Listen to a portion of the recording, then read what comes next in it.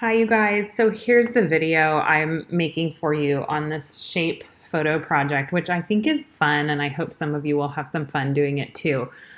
Some words about what kinds of pictures to use. Photos that have really shallow depth of field do work easier, and I'll show you why in a minute. But simple, minimalist pictures. If you want to take a walk in your yard, find some beautiful spring flowers, something like that, that can work really well. So here's another sample that I did, and you can tell in this one it also has a really shallow depth of field. And then I was kind of focusing on this weird little bird nest or something on the vine. And then we have some fun painting the layers. So in each of these samples, I've provided you guys with a Google Drive folder that has the Photoshop files in it so that you can see how these are made. So the top layer is going to have our shape outline. The second layer down right here is going to have the area that I paint in to show the parts that are outside of the shape. And then you're going to have a plain white background. You could make it a different color actually if you want to as well, but I just think the white looks really clean. So here's a sample of a photo I just took in my house right from my phone, and I just kept it really simple, but there's a lot going on in this picture. I really don't love it. There's too much happening. So part of what I think is really nice about this activity is it creates this sort of Zen outlook from it. So we are gonna give this a try with a couple of other pictures that I've loaded in here. So here's one with the fern, which I think could be kind of fun. And then here's another one. Let's start with this one. So all I've done is opened this picture in Photoshop so far. You guys are good with that. If you do have any adjustments to do, like this one I think could use a little bit of attention to the levels. I usually bring the highlights into where that starts, the shadows into where that starts. And I think the midtones might look a little bit better, brighter. Now, if you do any other editing to your thing, say you wanted to play with brightness and contrast or something else, just make sure that once you do that, you also go to Layer, Flatten Image. So we just want to be with one clean picture to start this project. So from here, we're going to hit Command J and make another copy of this photo. And then I'm also going to add a new layer. So click on Add Layer, and I want to fill that, Edit menu, Fill with plain white. And this is where you could pick any other color you might want, but I'm just going to keep it at white. And then we'll say OK. So it looks like it's covered my whole picture, but that's just because this layer is on top. Unlock the background layer by clicking that lock button, and then just drag this to the bottom. So we're going to start with this one, the layer that's currently on top, and this is the area where I'm going to draw my shape. So your shapes are going to be in here. You can use the rectangular marquee tool to click and drag a rectangle if you want. If you want it to be a square perfectly, just hit Shift, and it'll bounce to be more of a square. Okay. Deselect that. If you wanted it to be an ellipse or a circle, you could draw an ellipse like so, and then if you want to move it, you just click it and move it where you want it to be. Or if you, let's deselect that, if you want it to be more of a specific circle, just click on your ellipse and then hold Shift, and it'll create that circle for you, which is kind of neat. So I'm going to go back to the, oh, and then I should show you the triangle. Okay, so the triangle is down here. It's this polyagonal lasso tool. And this is where you can make like whatever kind of triangle you might want. I needed that to line up there and it didn't quite. So when you get back to the start, you just double click it. And if you screw up like I just did, just do it again. All is not lost. I'm not going to worry too much about making it perfect. When you get back to the top, you have to click it. I didn't do that quite right. Third time's a charm. There. So that would be the shape if I wanted to go with the polyagonal tool. And I can move it around and all that kind of stuff too. Let's deselect that. I want to go back to my rectangle for a minute because I'm going to play with kind of a long, skinny rectangle on this one. So let's go right about here and drag this down. All right, I think that's okay. Do I want it bigger, smaller? That's pretty good. So I'm gonna play with that shape for now, and I'm gonna just click this masking layer. And if I turn this off, you can see that now it has created that shape for me. So when I turn this back on and I click on this layer, now I'm gonna add a new layer mask by clicking here. And I wanna fill the whole thing with black. So I'm gonna say edit, fill with black, and say okay.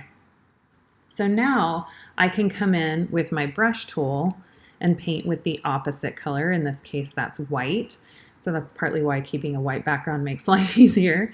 And then just go in and you can paint in the areas that you want to see.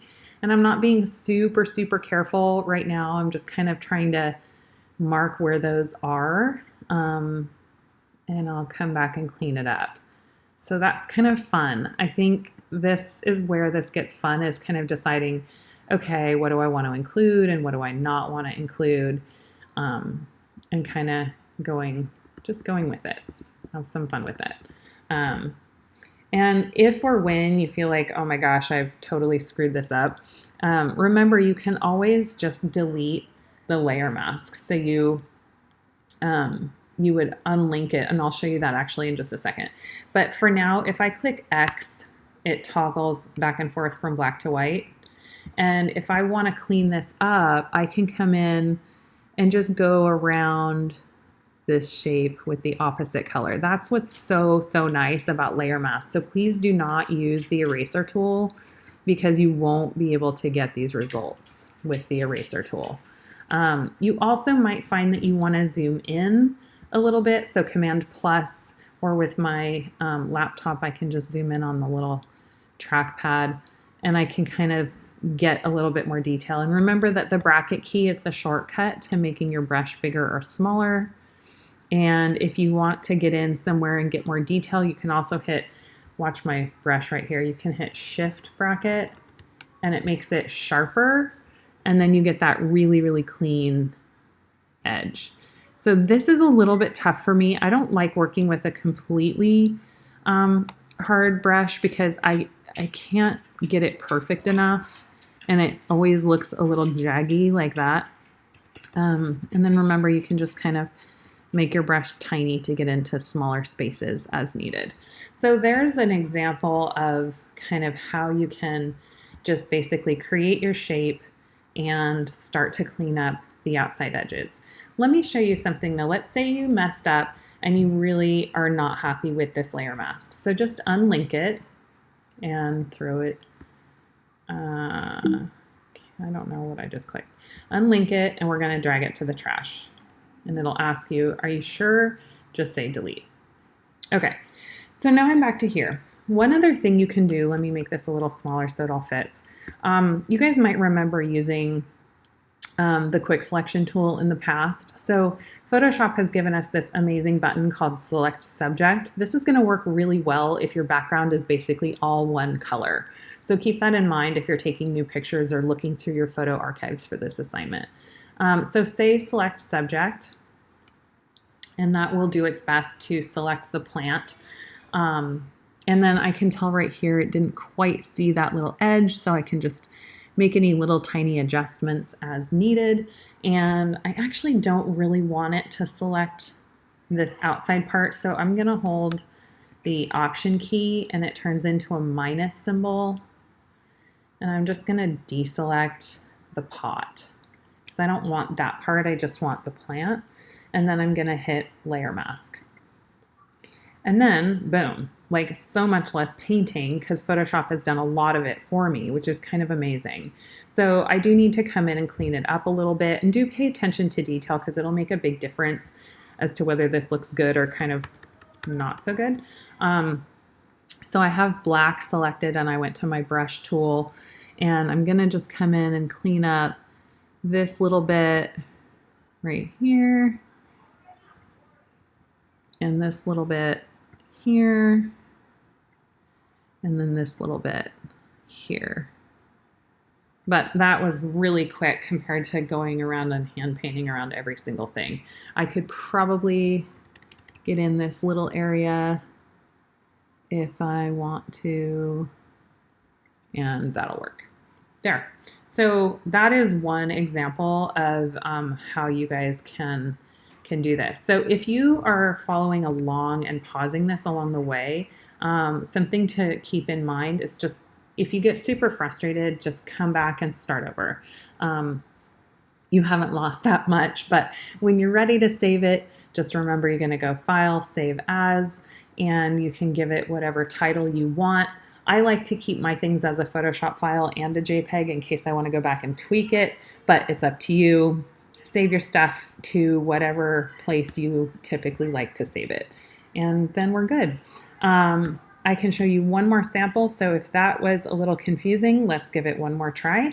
And if you're good, you can stop the video here. So let's see if I can do this one any faster.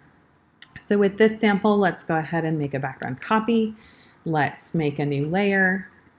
Let's say Edit Fill with white.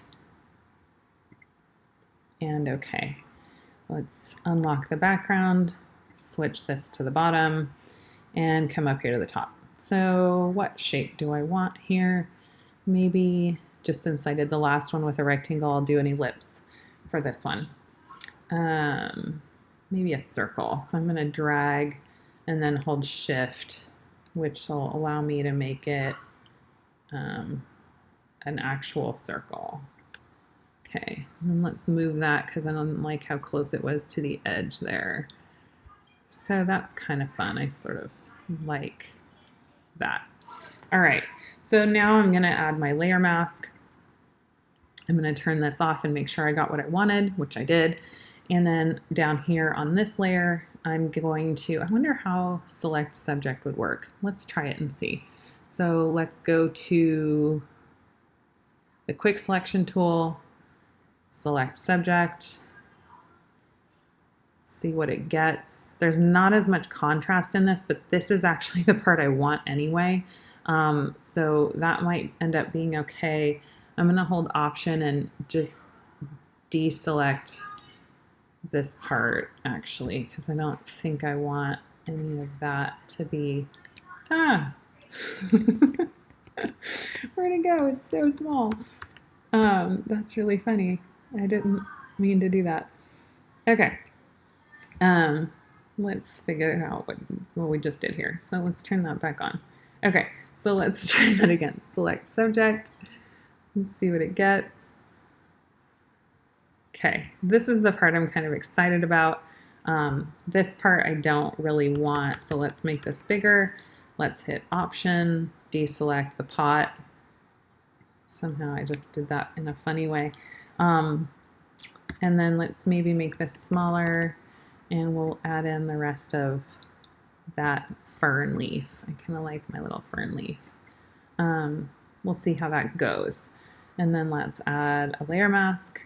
Ta-da! Not bad. That's sort of cute. So anyway, just kind of fun to play with, and you guys can try different things and see if you like them. Save different versions, and then just kind of have a fun adventure, seeing what different results you guys can get. As I mentioned, I don't happen to have any great opportunities for photographing sports stuff right now, but I've seen this done in a really interesting ways with like a person holding a basketball maybe, or some other kind of thing, and their arm is stretched like outside of it. So there's all different kinds of purposes you might use this for, but hopefully you guys will have fun with it. So happy masking. Message me if you get stuck. And other than that, I hope you guys get some results that you like. All right, bye.